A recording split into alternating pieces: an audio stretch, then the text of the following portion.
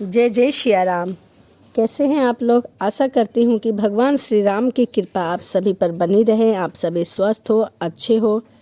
इसी कामना के साथ आज हम सुनेंगे राम नाम जपने का क्या फ़ायदा है।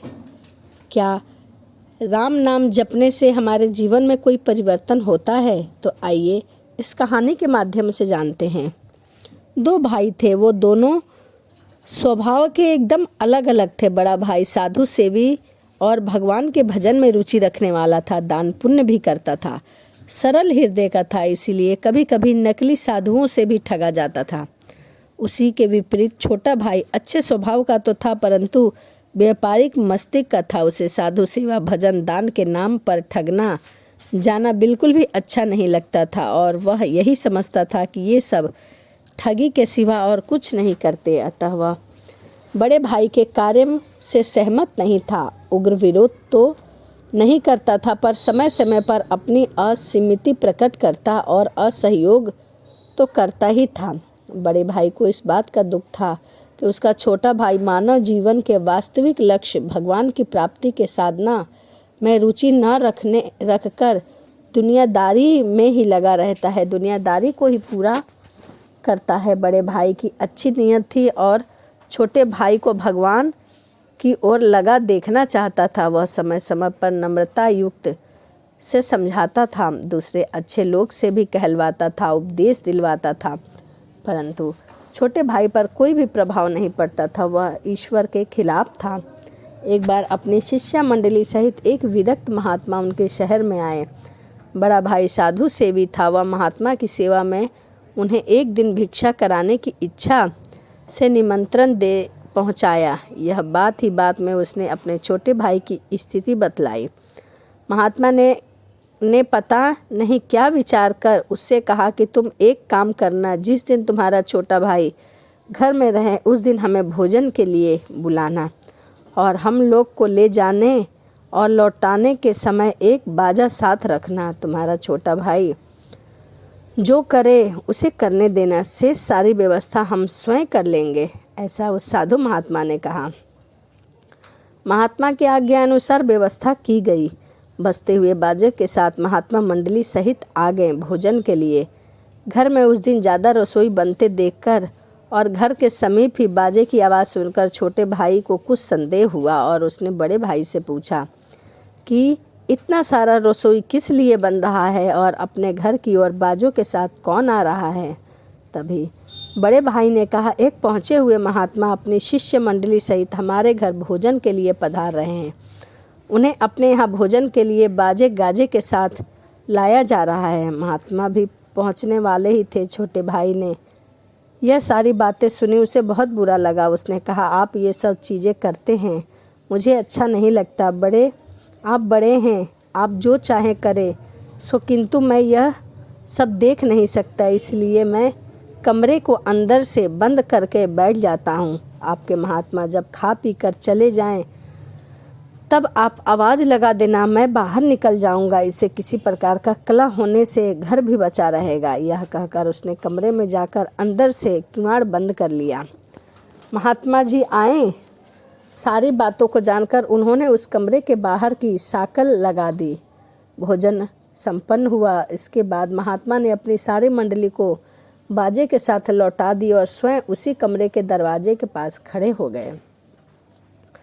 लौटते हुए बाजे की अंदर से आवाज़ सुनकर छोटे भाई ने समझा कि अब सभी लोग चले गए हैं, तो वह निश्चय हो गया और उसने अंदर से साकड़ हटाकर किवाड़ खोलना चाहा, पर वह बाहर से बंद था। उसने जोर लगाया, फिर भी किवाड़ ना खुला। फिर बार बार पुकार कर कहा, बाहर से किसने बंद कर दिया है, जल्दी खोलो, जल्दी खोलो।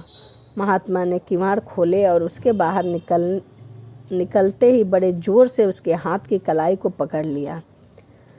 महात्मा में ब्रह्मचर्य का बल था, वह चेष्टा करके भी हाथ नहीं छुड़ा सकता था। महात्मा ने हंसते हंसते कहा, भैया हाथ छुड़ाना है तो मुंह में राम राम कहना पड़ेगा। उसने आवेश में कहा, मैं यह नाम नहीं लूँगा। महात्मा बोले, तो फिर हाथ भी नहीं छूटेगा। क्रोध और बल का पूरा प्रयोग करके भी हाथ न छुटा सका। तब उसने कहा, अच्छा राम राम, छोड़ो हाथ जल्दी और भागो यहाँ से। महात्मा मुस्कुराते हुए यह कहकर बाहर निकल गए कि तुमने राम का नाम लेकर बहुत अच्छा किया, पर मेरी एक बात याद रखना, इस राम नाम को किसी भी कीमत पर कभी बेचना नहीं। यह घटना तो हो गई, पर कोई विशेष अंतर नहीं आया। समय पर बड़े भाई की मृत्यु हो गई और उसके कुछ दिन बाद ही छोटे भाई की भी मृत्यु हो गई। विषय वासना और विषय कामना वाले लोग विवेक भ्रष्ट हो जाते हैं और जाने अनजाने बड़े छोटे पाप करते हैं। पाप का फल तो भोगना ही पड़ता है। मरने के बाद छोटे भाई की आत्मा को यमलोक ले जाया गया और वहाँ कर्म का हिसाब किताब देकर बताया गया कि विषय वासनावश इस जीव ने मनुष्य योनि में केवल साधु अवज्ञा और भजन का विरोध ही नहीं किया, और भी बड़े बड़े पाप किए हैं, पर इसके द्वारा एक बड़ा भारी महान कार्य हुआ है। इसके जीव से एक महात्मा के सम्मुख एक बार जबरदस्ती राम नाम का उच्चारण हुआ है। यमराज ने यह सुनकर मन ही मन एक बार राम नाम का उच्चारण करने वाले के प्रति श्रद्धा प्रकट की और कहा कि इस राम नाम के बदले में जो कुछ चाहो सो ले लो, उसके बाद तुम्हें पापों का फल भोगना पड़ेगा। उसको महात्मा की बात याद आ गई। उसने यमराज से कहा, मैं राम नाम को बेचना नहीं चाहता, पर इसका जो कुछ भी मूल्य है वह आप मुझको दे दीजिए। राम नाम का मूल्य आंकने में यमराज असमर्थ थे, अतः उन्होंने देवराज इंद्र के पास चलकर पूछा कि क्या आप जानते हैं कि राम नाम का मूल्य क्या होता है? उस जीव ने कहा, मैं तो नहीं जानता। मेरे लिए एक पालकी मंगवाई जाए और उसमें कहारों के साथ आप भी लगे। उसने यह सोचा कि राम नाम का मूल्य जब ये नहीं बता सकते तो अवश्य ही कुछ बहुत बड़ी चीज़ होगी। इसकी परीक्षा उसी से हो जाएगी कि ये पालकी ढोने वाले कहार बनते हैं या नहीं। उसकी बात सुनकर यमराज संकुचाए तो नहीं, पर सारे पापों का तुरंत नाश कर देने वाले और मन बुद्धि के अतीत फल दाता भगवान का नाम लेने वाले पालकी उठाएं और अपने लिए सौभाग्य समझकर और पालकी में लग गए। पालकी स्वर्ग पहुंची। देवराज इंद्र ने स्वागत किया और यमराज से सारी बात जानकर कहा, मैं भी राम नाम का मूल्य नहीं जानता। तब सब मिलकर ब्रह्मा जी के पास चले गए। उस जीव से निवेदन किया, यमराज के साथ आप भी पालकी में लगे तो ही मैं चलूँगा। अब इंद्र भी उस पालकी में लग गए। यमराज के साथ पालकी में जाने लगे। ब्रह्मलोक पहुँचे और ब्रह्मा जी से राम नाम का मूल्य आंकन अपने को असमर्थ पाया और उसी जीव के कहने पर पालकी में जुटे गए। उनकी राय भगवान शंकर के पास जाने की रही, इसलिए वो पालकी लेकर कैलाश पर्वत पर पहुँचे। भगवान शंकर ने ब्रह्मा, इंद्र और यमराज को पालकी उठाते आते देखकर बड़ा आश्चर्य प्रकट किया। उन्होंने पूछा कि यह सारी बातें कैसे हुई? तब उन्होंने बता दिया। शंकर जी बोले, भाई मैं तो रात दिन राम नाम जपता हूँ, उसका मूल्य आंकने की मेरे अंदर कभी कल्पना नहीं आती। चलो बैकुंठ चलते हैं, वहाँ महाभाग्यवान जीव की पालकी में मैं भी लगता हूँ। बैकुंठ में भगवान नारायण भी कुछ बता ना सके। अब पालकी में एक और यमराज और देवता लगे और दूसरी ओर ब्रह्मा शंकर कहार बने। पालकी बैकुंठ पहुंची। चारों महान देवताओं को पालकी उठाते आते देखकर भगवान विष्णु हंस पड़े और पालकी वहीं दिव्य भूमि पर रख दी गई। भगवान के आदर पूर्वक सबको बिठाया। भगवान विष्णु ने कहा, आप लोग पालकी में बैठे इस महाभाग जीव आत्मा को उठाकर मेरी गोद में बैठा दीजिए। देवताओं ने वैसा ही किया। इसके बाद भगवान विष्णु के पूछने पर भगवान शंकर ने कहा, इसमें एक बार परिस्थितियों में बाध्य होकर राम का नाम लिया है, उस राम के नाम का मूल्य क्या है, इसे सभी जानना चाहते हैं, पर हम लोगों से कोई भी राम नाम का मूल्य बताने में असमर्थ था। इसीलिए हम सब मिलकर इसकी इच्छानुसार पालकी में लगकर आपकी सेवा में उपस्थित हुए हैं। अब आप ही बताइए कि एक बार राम नाम का मूल्य क्या होना चाहिए? भगवान विष्णु ने मुस्कुराते हुए कहा कि आप महान देव इसकी पालकी ढोकर यहाँ तक लाए हैं और आप लोगों ने इसे मेरी गोद में बैठाया है।